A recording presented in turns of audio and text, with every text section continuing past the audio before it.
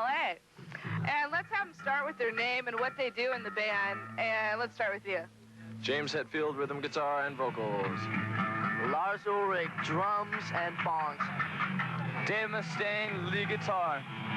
Cliff Burton, bass guitar. Do it loud, do it fast, and do it yourself. That's the new metal motto of Metallica, a band that after a decade of hard work and sonic enterprise truly rules. The band's story begins back in the spring of 1981. Glam was still king on the LA scene, but Danish-born drummer Lars Ulrich was looking to start a very different sort of band. Fortunately, a singer and guitarist named James Hetfield and his friend Hugh Tanner were looking for a drummer. We met up with him in a little room. I think it was Irvine, California. And he had this drum kit that was kind of like the Muppet kit, you know? It was not a real kit or something. It had about 10 different colors on it, and he had one cymbal that every time he'd hit it, it would fall over and we'd have to stop. Nothing came of that initial encounter, but Ulrich did later get an offer to do a track for a metal compilation album. He had no band, but he remembered his meeting with James Hetfield. Lars had called me back, got a hold of me and said he knew this guy, Brian Slagle, who was putting together this compilation album called Metal Massacre. Me and James, wrote the song together called Hit the Lights. The review in some of the magazines in Europe said this was the worst sounding song the guy had ever heard. It was the worst recording that this guy had ever heard on an album. We tried to recruit other guitar players. Our bass player, Ron, who I was living with, was in the band for quite a while. We tried all kinds of different guys, local, from beach bums to Hollywood rockers. One day, I'm sitting in my house and the phone rings, and this guy just gets on the phone and says, "Hey, I got all this equipment and blah, blah, blah," just motor mouthing off. And I got my own photographer and I got my own driver and I'm like going, huh? And it turned out this was this guy named Dave Mustaine. What Metallica actually did was you watched four guys get together, these mad nuclear physicists or whatever, and we kind of spilled some chemicals into a drum and boom, there you go. Speed metal defined.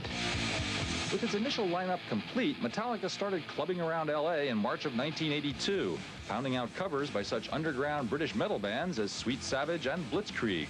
Then the band whipped up 7 original songs for a demo tape to circulate, the now near legendary No Life Till Leather. I would send 5 tapes out, and those 5 guys would, copy them and send them to, 5 other guys, and those 5, it would just spread like wildfire. And within a couple of months, the whole underground around the country and also in Europe just knew about Metallica.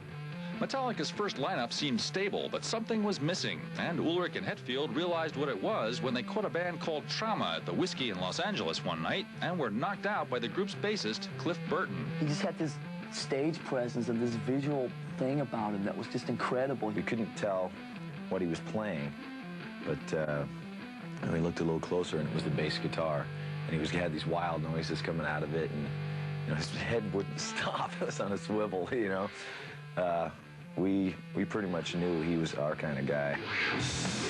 After 3 months of wooing and the band's agreement to move up to San Francisco, Cliff Burton agreed to become Metallica's new bassist. Soon after, the group got a phone call from New York from a man named John Zazula, or Johnny Z. He'd heard their tape, and he wanted them to relocate to the East Coast and record for a new label he was starting called Megaforce. We hopped in this U-Haul with all the gear. We were sleeping in the back on the way, drove straight there. We kind of found out on the road how Dave was,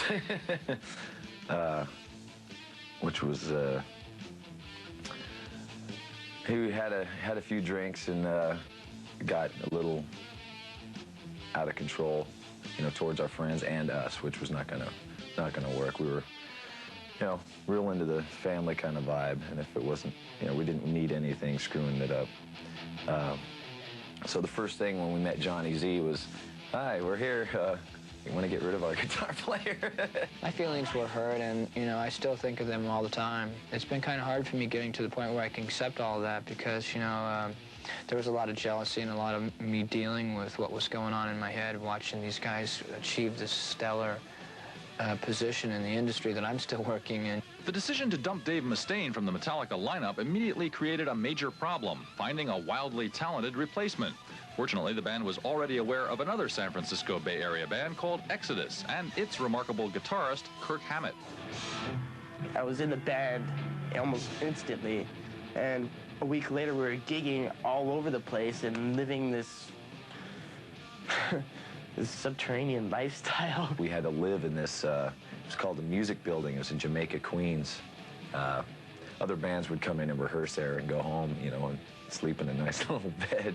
And you weren't even supposed to, you know, be there past midnight or whatever. But we knew all the people there. We were sleeping on, you know, the corners and, you know, packing material, how our amps got there, you know. The band in the next room over was Anthrax. And they felt sorry for us, so they gave us a toaster oven and a refrigerator.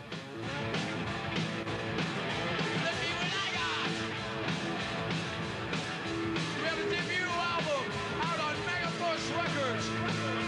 It's called Kill 'Em All. We're glad to kill all you tonight. That whole thing that happens to you when you, for the first time, stand there and actually hold your own album, you know, and Metallica, and see your picture and songs that you've been playing for a couple of years, and I mean, that was a very heavy thing. After their Kill 'Em All for One tour, the band considered hiring Armored Saint singer John Bush to be Metallica's frontman, freeing James Hetfield to concentrate on his guitar playing. Bush declined, however, and so Metallica pressed on, starting work on the album that would elevate the band to a new creative level, Ride the Lightning. I think it showed all our fans and so on that we were not the kind of band that I think was going to be in the pile of predictable bands, and that hopefully we set the tone for the rest of the 80s.